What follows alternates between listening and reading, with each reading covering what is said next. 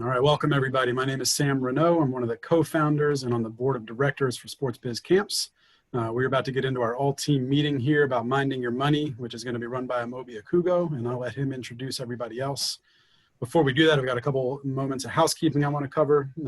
Attendees, this is not your first show now, so you should know the drill. Feel free to post messages in the chat, ask questions in the Q&A. Let's try to pay attention and keep it all focused. We don't want to get too far off topic and get our speakers distracted. But a couple things you should know. Remember to do your Career Explorer Pass program. Those are graded. There are prizes to be won, scholarships to be won if you're one of the leaderboard members here. So make sure you're actually completing those assignments and doing them genuinely, because we are looking at the work you submit. And only good things can happen if you do a good job. There's also going to be on Friday a lunch and learn with some select professionals. So you'll have the opportunity, if you score high enough on that leaderboard, you'll have the opportunity to come in on Friday during the day and sit in a very small group with some of our professionals and chat with them, learn more kind of intimately what they're all about. So make sure you are doing all of those assignments. We're very excited about the opportunities that are in front of you. And I don't want to waste any more of your time. So Amobi, the show is yours.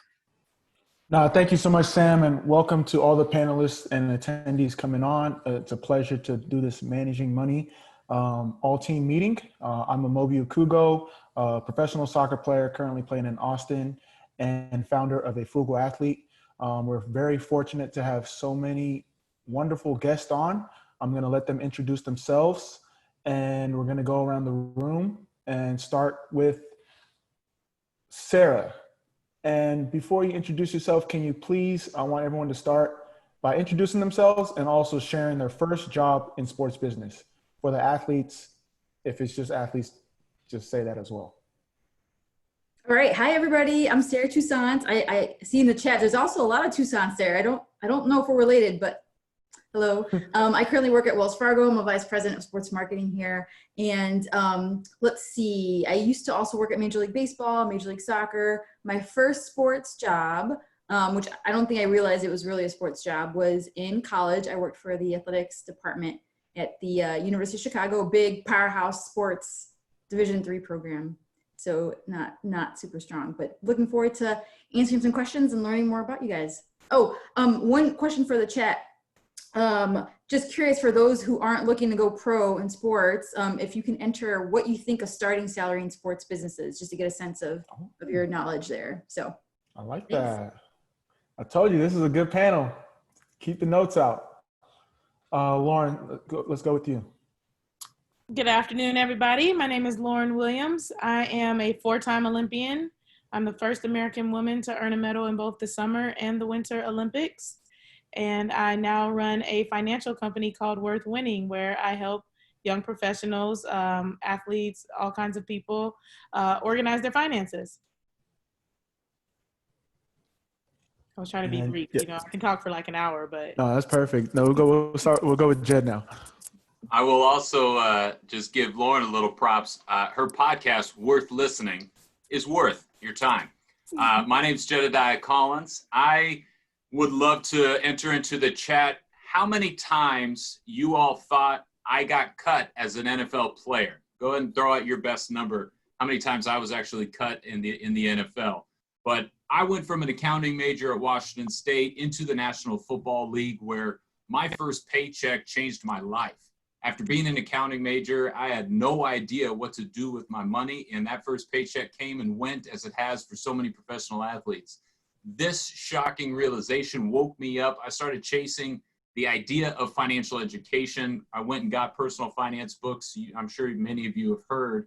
But what really changed me was when a mentor challenged me to go and get my certification in financial planning. It's called the CFP, which would make me a baseline understanding of all things money related.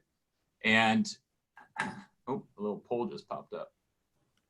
And so what I did with that is I began to empower myself in the locker room. And as guys in the locker room started to ask me more and more questions, I realized financial education is not just an athlete problem.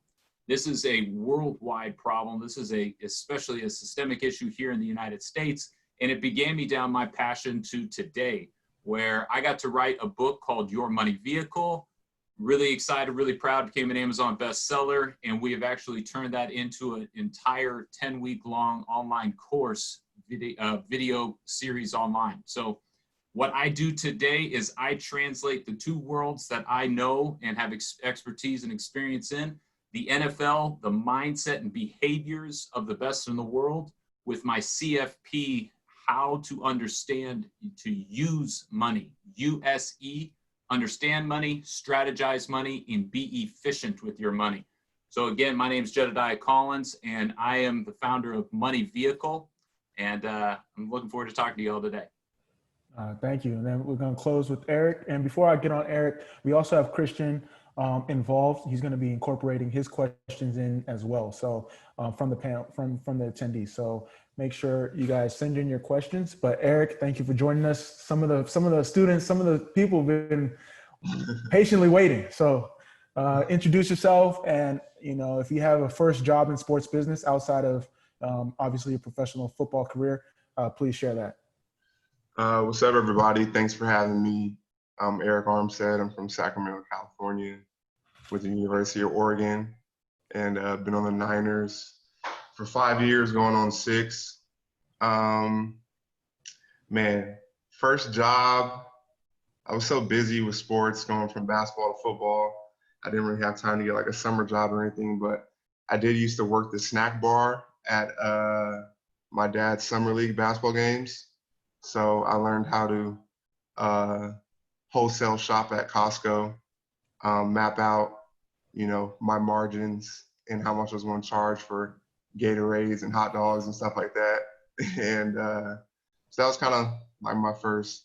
Really, what was your favorite snack? My favorite snack, man, I ran into that problem, eating my own inventory sometimes. But yeah, back in the day, I used to love like Skittles, but I try to be healthy, stay away from the candy now. But I would say that was my first like little job that I had. Really wasn't a real job. And I worked some youth sports camps when I was younger too, to make a little money, but didn't have much time back in those days. No, that's really interesting that you guys all mentioned, your first job in sports, as high school students are in this chat looking to get into the sports business space. So Jed, Lauryn, I want to start with you guys because you guys both played professional sports. Now you're working in the financial space. What money principles did you learn from sports that you've applied to your work in the financial space? Well, I'll start out here and say, a lot of learning happens by making mistakes. And as athletes, we definitely know that. You don't train right, you don't execute during game time, you feel it, you're embarrassed, and you've got to make corrections immediately. So a lot of the things that I learned during my sports career, 10 years I competed as a professional athlete, are mistakes that I ended up making. And as I got more educated, I realized that they were mistakes. So sometimes they were mistakes that I had made and, was in the process of making, but didn't even realize they were mistakes because I didn't have education to know that. So as an example, one thing that I did was buy too much house. I bought more house than I could afford over the long term. Well, I could afford it in the short term. No one was really talking to me about how are you going to afford this house over 30 years? What job are you going to have life after sport that is going to allow you to continue to pay your mortgage? And to really understand what debt was. I purchased a home and it was an affordable amount to pay every month on it, but I owed a lot on that home. And so just not having education was a key part of me making financial mistakes, but also once I got the education, figuring out how to rectify those mistakes. So my whole sports career was riddled with, small mistakes and some large mistakes, but all those things now are what are helping me better help athletes organize their finances and other young professionals, because I've kind of, walked that walk already. I know what the pitfalls are. I know what it's like when you don't have a budget and you don't know where your money is going, or you don't have a clear plan behind your finances.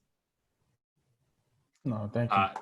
I love that. And that idea of purchasing in the moment and not seeing, hey, my contract, my career is going to end and buying too much house. That's such a true realization. The two behaviors I want to share come from my rookie to veteran workshops where, again, I just steal from the best around me. And the first one is building out my routines, trusting in a routine. As athletes, we show up every day. We are creatures and creatures of habit, and build these routines kind of unconsciously and some very consciously. And as I watch the best in the world, 10-year offensive linemen, 15-year quarterbacks, 20-year kickers, whoever they were, 13-year safeties, I would always watch what their routines were. I got to work next to a guy named Drew Brees for a few seasons, and he would finish out every one of his drills. Even after he released and threw the ball, his eyes, his hands, his feet would go to his second, his third, and his fourth reads. Repetition after repetition. It didn't matter if we were in a one-on-one drill, a team drill, or going in and just a walkthrough. Everything he did, he built that routine. And I asked him why one day. And he said, your habits are made up of 3 parts: the cue, the routine, and the reward. The cue is the ignition that sets off your habit. The routine is what your process is, and the reward is why. And he always focused on that why. He always wanted to beat the defense. So looking and identifying your money habits, what are your cues and what are your rewards? And the second one, possibly the greatest asset and idea, the number one characteristic of success across any field is one's ability to value what you want most over what you want right now. I said value, not sacrifice. So many people say, a cash management system, I have to sacrifice. Not at all. If you, with your money, take and translate whatever it is your Super Bowl is, your reasons, your rewards, your purpose, and your why, those become your most. And as you go through a day-to-day and as you build out your plan, you will be able to be proud of the fact that you are identifying your most over something that you want right now. So if you look at those 2 behaviors, build out your routines, identify and prioritize what it is you want most. Don't say freedom or retirement or $1 million yet. Make it more tangible. I want $5,000. I want $500. I want a new car, a new this, a vacation, whatever that most is for you right now. No, that's a great answer from both Lauryn and Jed. You know, you talk about, you know, not buying too much, you know, living long-term and developing a routine. So Arik, I want to ask you, because you're the active, you know, football player. Everyone knows, people were excited. You just signed your new contract, but you grew up around sports, you know, your dad, your brothers, you know, you mentioned working in the Pro-Am League. How were you able to learn from those lessons that you learned and apply it to your own career? Yeah, I'm super fortunate to kind of grow up around sports, professional athletes. My dad trained NBA players.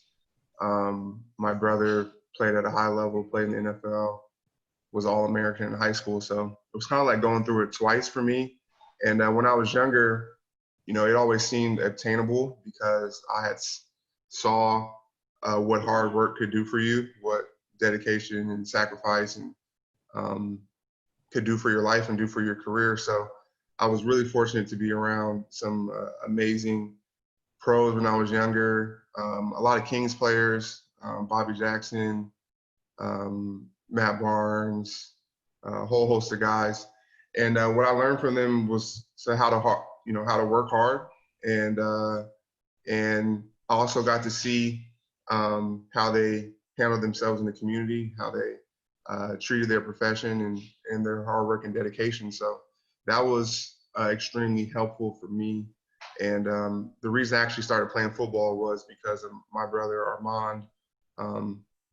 And when I was in middle school, he was All-American in high school, and I was like, you know, that's what I want to be like. And so I started playing football because of him and fell in love with the game. And he tutored and mentored me, really helped me develop as a player as well. So it's all about surrounding yourself with like-minded people. And, you know, my dad did that kind of for me and, you know, shaped who I am today.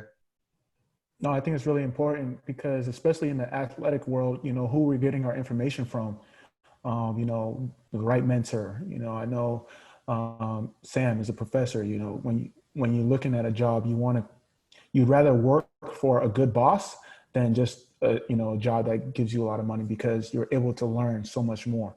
And Sara, you know, I want to shift gears a little bit because, you know, we're talking with high school students. School is in a unique situation right now. You did your MBA. You did the school. Unfortunately, you didn't play professional sports like everyone else. But can you talk? Sorry, I didn't mean to call you out. I'm a regular person. So Yeah, I didn't want to say that, but all the regular people, all the regular high school students who may not. so can you There talk are tons of regular people working in sports business. So That's yeah, true. much more than former athletes even So can you talk about, making that investment in yourself, whether it's, taking out loans, having to scrap a little bit to, invest in yourself from a school perspective? Yeah, for undergrad and college. Luckily, in undergrad, well, first of all, I think everybody knows the price of whether it's college or graduate school is skyrocketed, and that's like a whole nother conversation there. But in terms of finding money for school, and then even in after school. So I'd say, all right, for those people in high school, if there's one.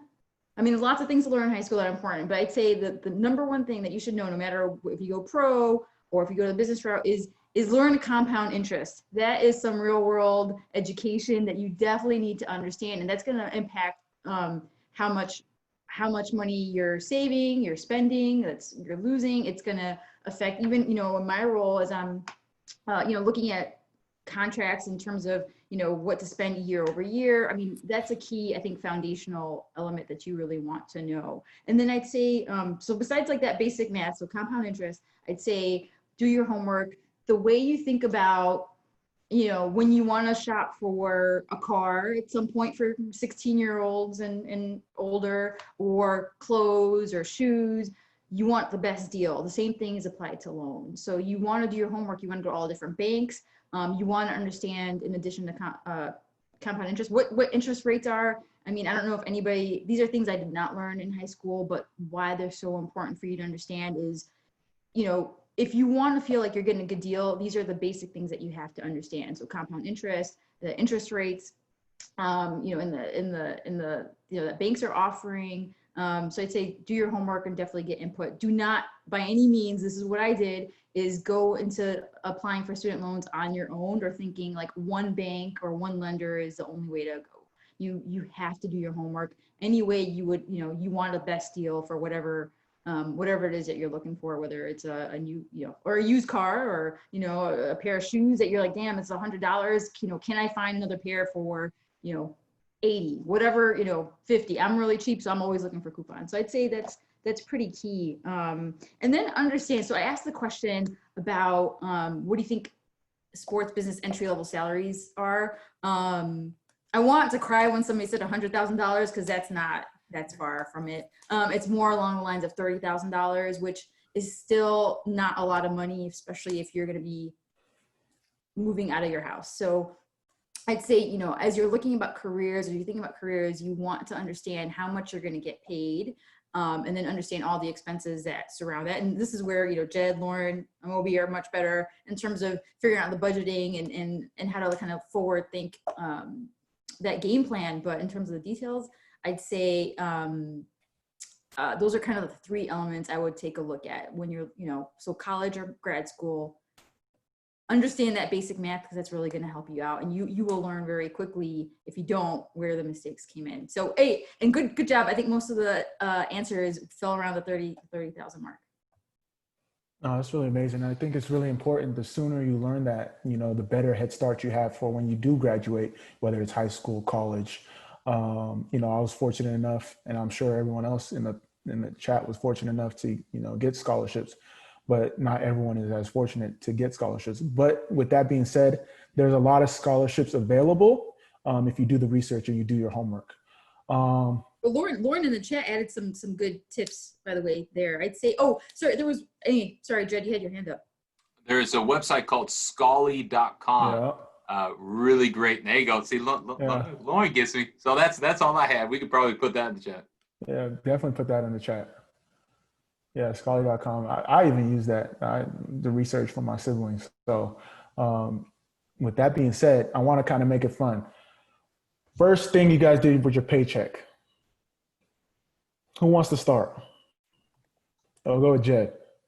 So I referenced mine a little earlier as a huge mistake. I got my first rookie paycheck, and I was so excited, and went right out the door that day. Now, my wife gets a little upset when I share this story, because I ended up buying an engagement ring. And what I would say is it ended up being the best investment of my life, but my relationship with money was very poor. Again, make money, spend money is no way to create wealth. So what I would challenge people to do is start to play through what you would do with that first check. Mine was $30,000 to hit my checking account.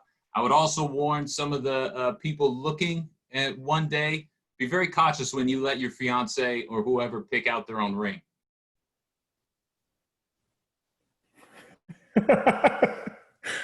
That's great advice. Sorry. Who's next? What I do with mine, I didn't do too much. I was hurt by the taxes that I saw came out and put into an account, got myself an apartment. Then, yeah, no big purchases or anything, just try to get my living situation in order first, and then kind of took it from there. And he's telling the truth. I've been a family friend with Arik for a long time. He's best friends with my little brother. So I know people in the chats are, oh, well, I saw his contract. No, he's telling the truth. So I just wanted to point that out before everyone goes crazy. Sorry, go ahead, Lauryn. For me, I don't know that it was like a first check, but I know one of the first big purchases I made was a home. And I know that's what a lot of athletes do with the kind of first set of income that comes in. You know, it's pretty popular for you to want to look after a family member or to move family members in. I did purchase the home for myself, and it's not the home that I referred to earlier. So I ended up buying a second home. So that the first home was actually pretty reasonable, good size in my budget, et cetera. Could have kept that job, you know, could have had a normal job life after sport and still afforded that home. But 2 years after buying that home, I went and purchased a second home. So I'm one person. I was single, no children. I had a dog. So the first home had 3 bedrooms in it. And like I said, it was pretty, like I said, well within my budget and a moderate home. The second home was a 4 bedroom. So now between, you know, the 2 homes, I've got 7 bedrooms, 5 bathrooms, I think, 2 homes. Like, it's just ridiculous. I didn't need that much home. And I think that's one of the conversations that we need to have around purchases, because a home is something that a lot of people refer to as the American dream. And, you know, it's the first sign that you're an adult. And, you know, now that I'm making a regular steady paycheck, I got to get a home. Well, there's a lot of boxes you need to check before you check the home buying box, the emergency fund box first. You know, if you're an Olympic athlete or some sort of entrepreneur, you've got to set money aside for taxes. You got to have a down payment for that home in addition to being able to make the monthly payment. So, you know, I really wish that I had someone that would have, you know, just sat me down and said, what do you need this for? You know, how long are you planning on being here? What's your long-term plans? And is this appropriate right now? Because there's nothing wrong with renting. And it's actually more appropriate to rent, especially if you think you're going to pick up and go in a short period of time. So as an athlete or, you know, someone in sports business, things change a lot. You can get traded from one team to the next. You know, I've seen a lot in the chats about Amobi and Jed getting traded and moving all around. If they were buying a home in every place that they went, they'd be leaving behind a mortgage. They'd have to get a renter in that house. They'd have, you know, a property manager, or maybe they try to do it themselves and figure all that out. So there's a lot of moving pieces with a home purchase, and you need to really make sure that you're ready and that you're going to be in a stable place and that you're planning on kind of setting up shop there before you purchase a home. For clarification, Amobi was traded. Somebody wanted him. I was cut. So there's a slight difference. Tomato. So I don't have a first paycheck story, but I do have a first. So my first year doing taxes, I call my dad immediately. I'm like, yo, someone's messing with me. Someone took my identity. They're taxing me in Utah. They're taxing me in Missouri. He was like, where didn't you play there? I was like, yeah, I don't live there though. Like, maybe he made a mistake. He's like, oh, no, son, welcome. You're growing up now. So understanding things like tax, I literally was about to like fire my accountant on the spot. I'm like, yo, you did everything wrong. So like things like that, like Lauryn said, mistakes happen just because you don't know. But if you ask the right questions, it goes a long way. Part of that though, and this is just part of the education, and what I love is we all get that sticker shock of taxes. Yes, you have to pay federal, you have to pay state. Some cities, when you go, especially as professional athletes, cities have income taxes too. But what we have to change our perspective of is what those taxes go to support. As you look around, you see society right now, 30 million plus people are unemployment. That program is supported through our tax and our income tax system. So not only understanding income tax brackets, how they scale up, but seeing what taxes go to. You absolutely have a right to have an opinion on how much and where taxes go. That is part of politics. But to understand that our society, public schools, hospitals, roads, our government, fire department, all those things are supported by taxes. So it is a sticker shock and a knee-jerk reaction. We all feel it. But to start to see the positives of taxes is a great fundamental understanding around finances. No, that's a great moment. Yeah, I definitely agree on that, Jed. Like it's definitely a shock when you see it, but I pay a lot of taxes, and I know the benefit of it. Being part of the society, I try not to complain about it, and so yeah, I mean that's our responsibility of being in society and living in this country. So it's definitely I don't know about mindset and that, and complaining about it. Oh yeah, thank you guys so much for your input on that. Sara, I want to take it back to you because you mentioned do your homework, and obviously as a high school students, they're doing a lot of homework, and you work for a bank.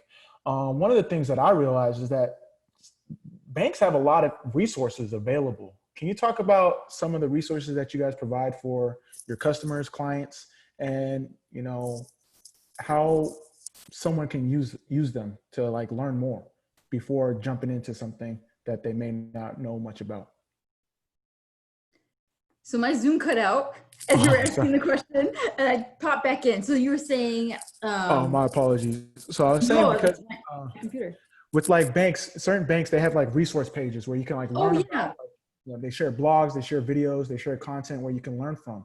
So can you talk about how you guys provide that for customers and clients that are willing to ask and learn more about? Yeah. The great thing is, well, one of the things that the government does require is like all banks are supposed to educate their customers. And as a customer, however, you are also obligated, or how about this? You have the responsibility to understand where your money is going. And you should never, ever, and I think everybody would agree, never feel stupid about asking any questions about money. Because when you feel too prideful or like, oh, damn, I should know this and I don't, that's where you get into trouble.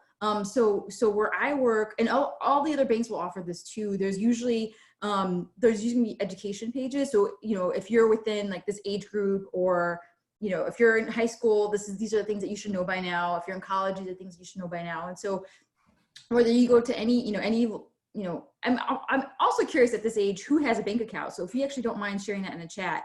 I didn't get a bank account until I got my first job, which was at 16, where I was a tutor in high school. That was my first job. So just curious to see who has a bank account now. But when you're ready to open a bank account, you can go on the bank, whatever bank you're looking at, you can go on their homepage and see resources. There's usually a resource tab, and they try to break it down in a way that's digestible. So like, what is savings? What is a checking account? What I didn't know what a mortgage was until I was in my 20s. Because I always lived in an apartment. So my parents didn't have a house. I didn't know what a mortgage was. And that was the case for almost everybody I went to high school with. So I was in graduate school before I understood what that meant. But the great thing is, and I think I'm also the oldest out of everybody on this call. So the internet was just starting when I was in high school, no joke. And so I didn't have the resources there are today, but I won't necessarily like plug my company, but you can go to any bank and you'll see all the different resources in terms of anything that we were talking about today, probably, and more. And if, I was looking at the chat and I saw some people are like, what are taxes? I don't know what this means. There are people still in their 50s and 60s that don't know. I think it's really, I am so impressed with everyone who joined this call specifically. It already shows like how savvy you are. It shows how much you care about your future. And maybe you did, I'm like the regular person here, but you're here with all the other pro athletes, but you're going to be learning something from them that's going to be super tangible. So it's a very broad answer, but there's so many resources online, and you can ask. I'll put my email in the chat too if anybody has questions, but like I'd say, the folks here are, you know, I'm the marketer. I'm the person that creates like sports, you know, if you're in a stadium and you see the Jumbotron, like that's my work. Or if you watch a TV commercial with your favorite team or athlete, that's my work. I don't do the nitty gritty that Jed and Lauryn work on, but there's a lot. That could be a whole nother hours about resources, but definitely do your homework and never feel stupid about asking questions. No, I think it's really important how you said never feel stupid about asking questions. Because I mean, I'm sure all the other athletes on the panel can relate. Like sometimes when we're so used to being the expert, you know, we don't really want to ask the questions. And, you know, you talked about resources. You know, there's these two universities that are free for everybody: YouTube University and then University of Google. I don't know how they have free scholarships coming out every year, but if you have a question, make sure you ask them. But with that being said, Lauryn, we talked earlier about your podcast, and we had the pleasure to connect, you know, plenty of times. What money terms would you recommend for young student athletes, high school students, regular individuals to really understand now? I remember last time when we met up, you were telling me about consolidating versus refinancing, and I was like mind blown. Yeah, so student loans are my jam, and I did drop my little kind of 2 cents down in the chat.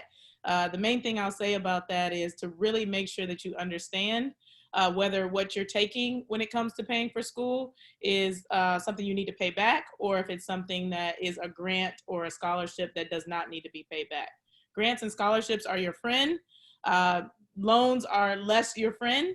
And if you take on those loans, which is really hard to know at 17 or 18 years old, or even if you get to a point where you're going to graduate school, you're 21, 22 at that time, how much this costs. You know, I want to go to school because that's the next step in life, and people tell me education is good, but to really understand what the cost of that is and how you're going to pay that back. So to sit down and have a conversation with your parents about not just I want to go to school and what do I need to sign, what do I need to do to go to school, but school has a cost, and how am I going to pay for the cost that's associated with school. So that's thing number one. As it pertains to terms, I would say number one term that you need to learn right now is saving. Saving is setting something aside. So there's a famous guy named Dave Ramsey who is always talking about giving your money a job. You get $100 in your hand.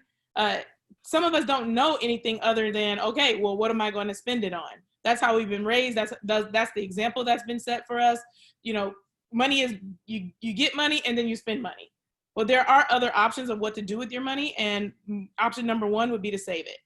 Set some of it aside for a rainy day or a later time, so that you have something for the future. When we think about having something for the future, that is, something breaks in your car and you need to get it fixed.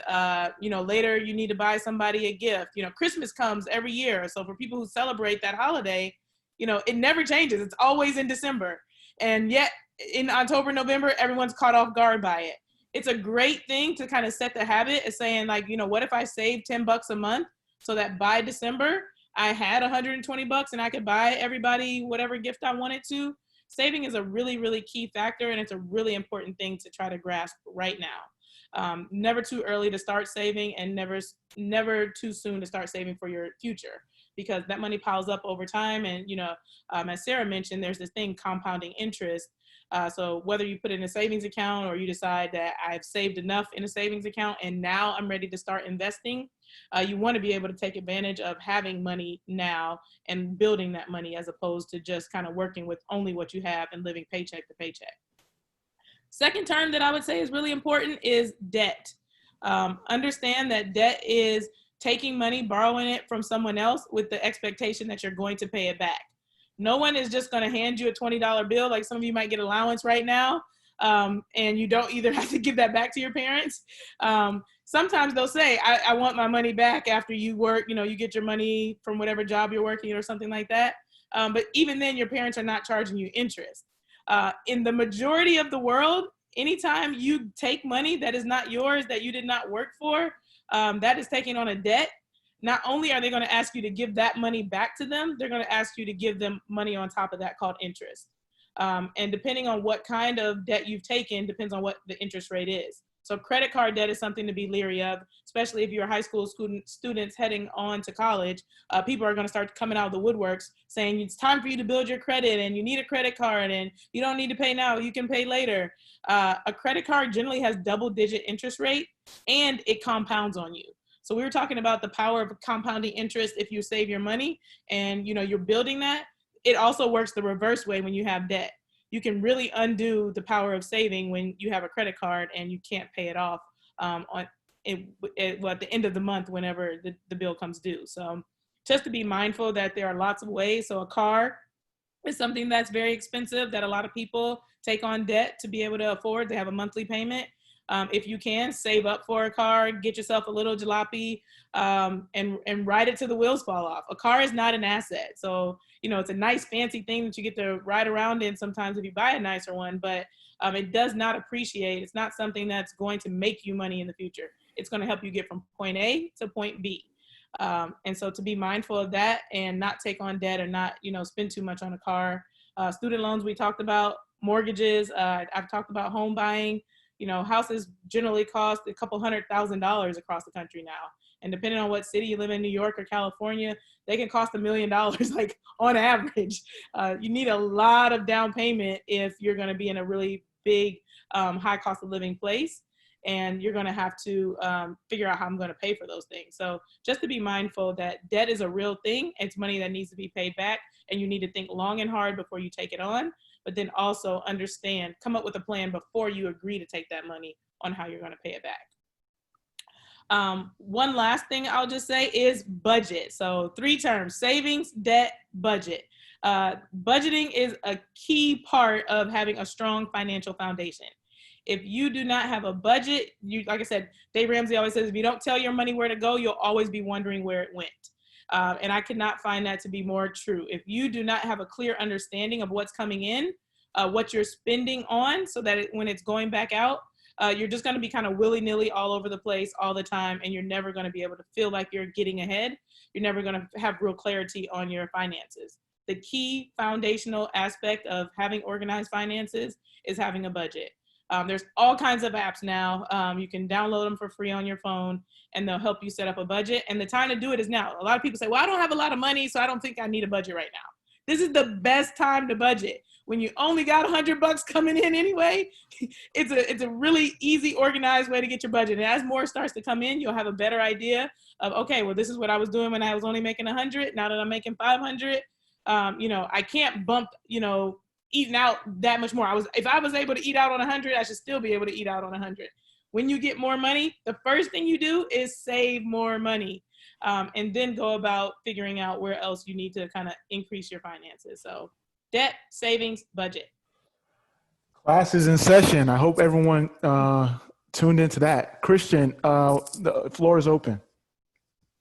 Perfect. I know. Thank you for that. I got plenty of notes here, Lauryn, but a question from our panelists, being that us regular people don't get those big lump sums of money coming in. How did you guys personally discipline yourself to not throw all your money or not spend all your money whenever you got those big lump sums? Who wants to take it?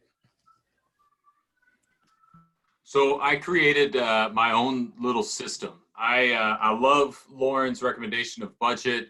Part of, in my mindset, what lands for me is a term called cash management. The idea of employing your money is absolutely everything. So what I realized was there's 5 choices that you're going to have with every paycheck that you get. I don't care if you're Jeff Bezos, who's the wealthiest man in the world, me, or you making your first paycheck. You have to structure it in those 5. So how I disciplined myself was I prioritized my most. I paid my future self first.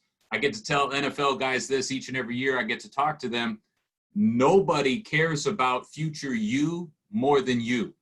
You take 30% as an NFL player, you take 10% as a traditional person, and you put it towards when you're 30 years old. We all play for that logo on the side of your helmet, but that name on your back, that is your responsibility, and you have to prioritize future you. Then you look at society, that tax bucket we started to talk about, put a quarter into that.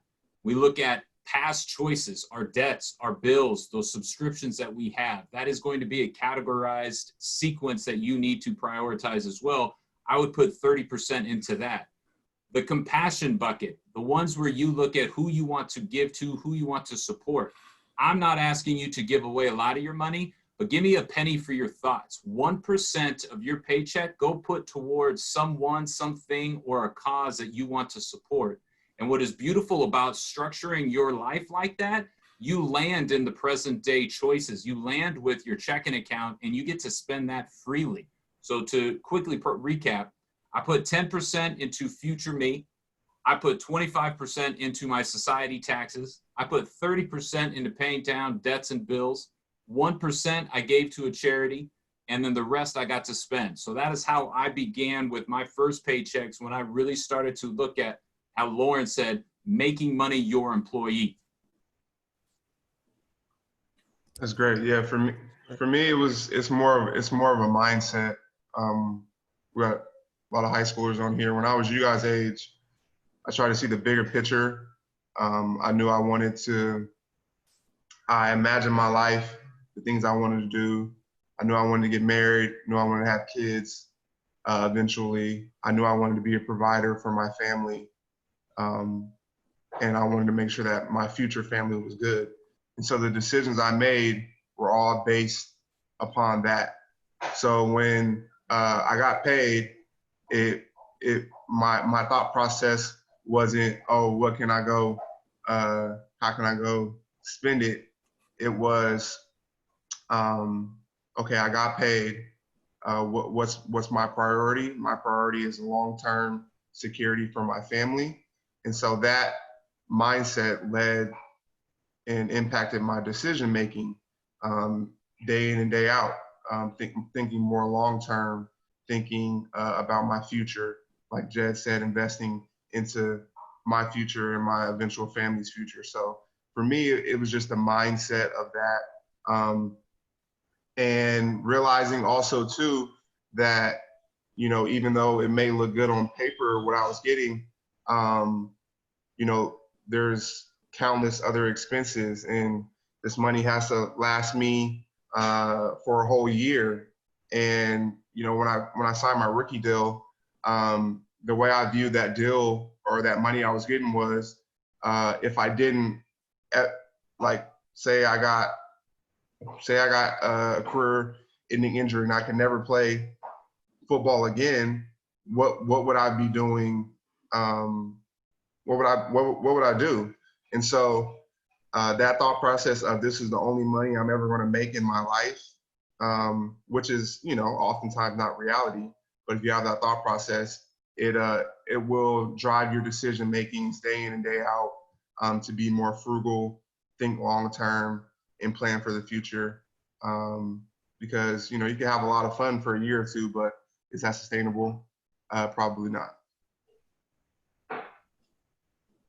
That's good. I mean, I'll share a little bit. My whole mindset around when it comes to money, and it's a great question, is like, would you rather live like a prince forever or a king for a few moments? So, you know, as an athlete, our window of influence, you know, to make this capital is very short. You know, as Arik alluded to, we can get injured, a coach could not like us, like Jed or myself, and it could be all over. So understanding that with the capital we have, it's not, and this is where I guess you say regular individuals, their line goes like this, whereas ours starts like this and then goes back down and then it has to come back up. So understanding that kind of gave me the mindset of, you know, long-term strategy.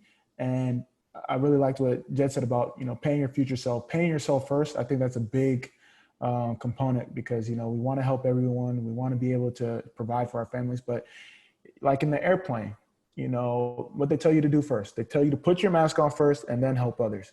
If you're trying to save everyone else, you won't have enough air to survive. So that's kind of my, my strategy. Lauryn, you want to continue, or should I ask this? Go for the next one. Yeah. Okay. Jed, you have a lot of good talking points. Can you talk about your book? You know, I want to give you a shameless plug, you know, Money Vehicle. How important is it to control your money at an early Well, age? first off, appreciate the shameless plug. And that's part of marketing. Sara could talk more about that. You got to promote yourself every now and again. So I wrote a book called Your Money Vehicle, and the title is very conscious. So it's yours because there is no one else. I talk about in chapter 1 why this is so important is because the pension system, what our parents and our grandparents relied upon was lifetime income from our companies. That system is all but extinct. You are all sitting in the driver's seat of your money vehicle, which is going to be 401ks, IRAs, Roth accounts, brokerage accounts, savings accounts. Those are all your money vehicles. What we really want to do is change your perspective of money.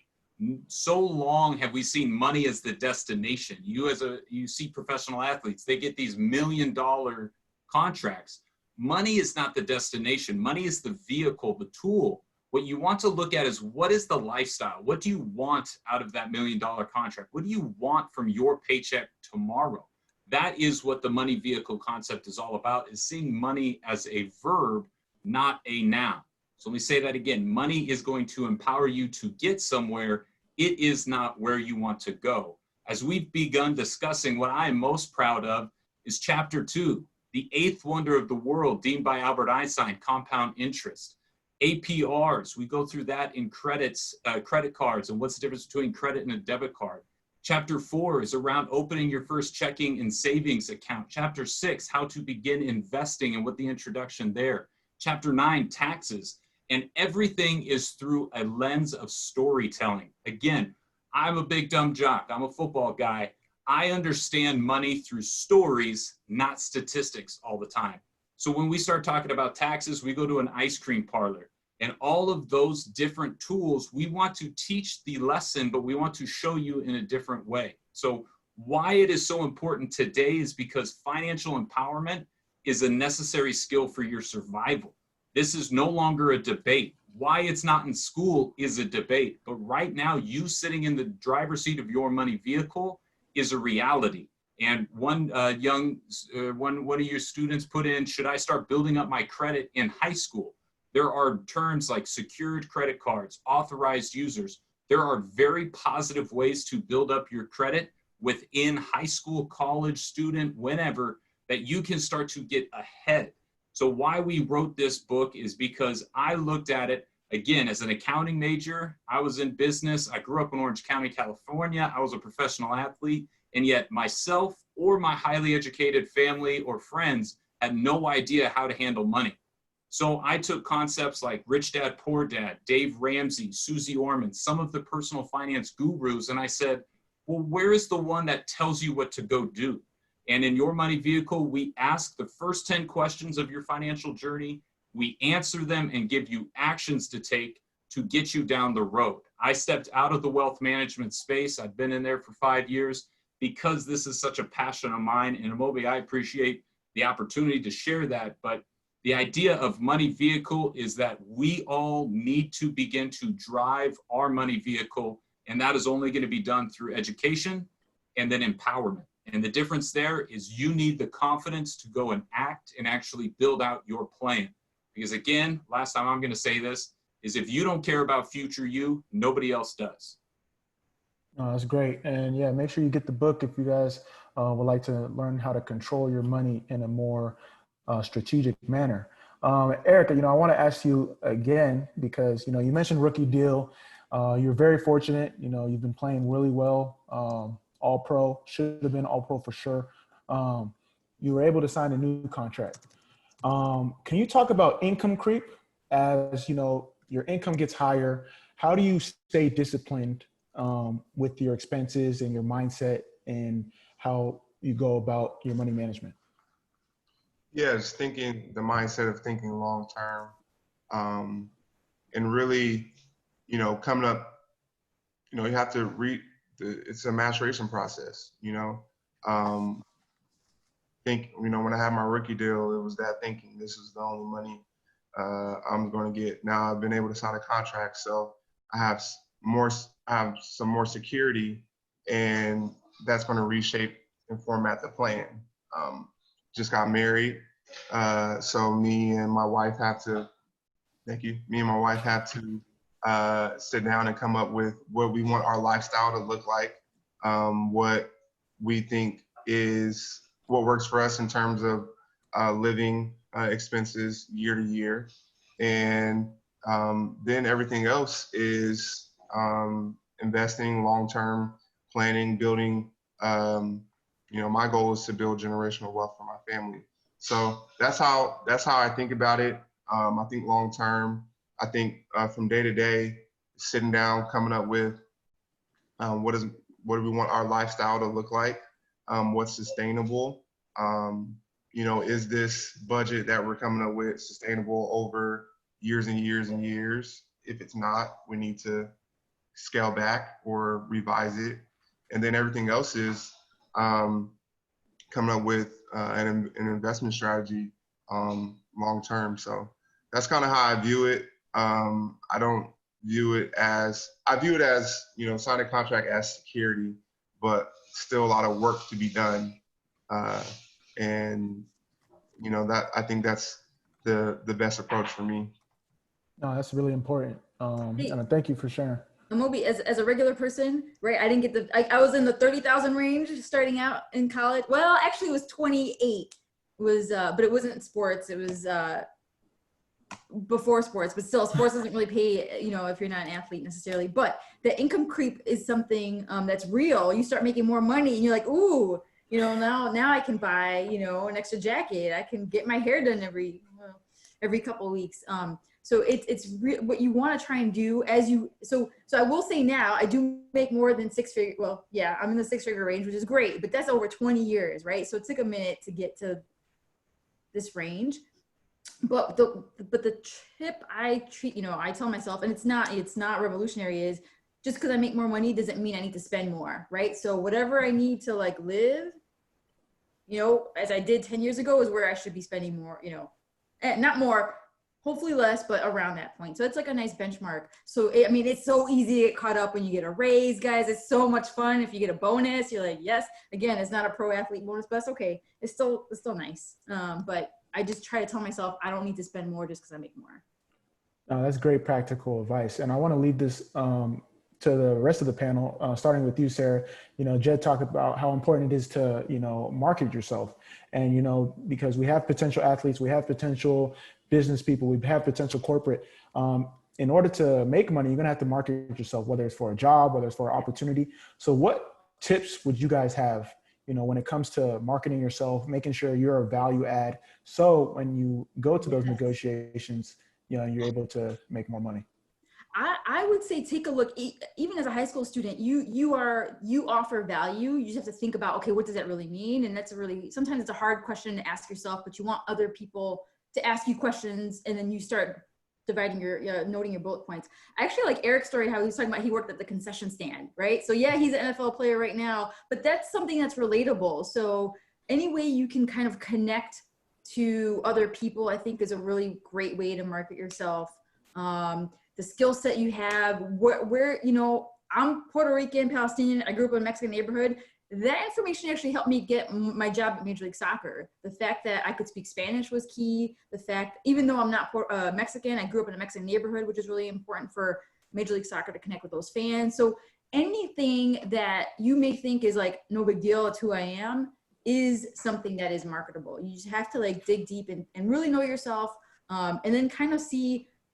And it's hard to figure out what people are looking for, but I'd say the biggest piece of advice is always be honest about who you are, what you want, and don't sell yourself short. Because I think we definitely do, especially for the women on the call, especially for people of color on the call. There's a lot of value here. Last bit of advice: don't do any internships for free. That'll be it for me for now. Ooh, that's a good one. That was a mic drop. That was a mic drop. I love doing internships for free because I have to learn. So, I have to make sure when I get that transition, it's good. But that's great advice. If you have other income, maybe it's okay. But if you are just a student and trying to get notice or whatever, think hard about that. You got to get something in return out of it. That's true.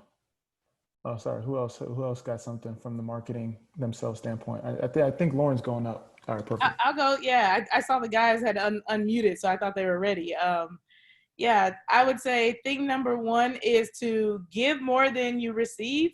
So especially at this stage of the game when you're, kind of beginning and you're looking for information, you're looking for resources, you're looking to build your network, that the best thing you can do for yourself from a marketing standpoint is to, try to show value in, whatever industry you're interested in. Try to show value to the person you're interested to getting to know more. Instead of just being on the take, trying to figure out what can I give? And it doesn't have to be money. You can give your time. There's this kind of saying, time, talent, treasures. So treasure is the monetary aspect, but you can give your time, you can give your talent.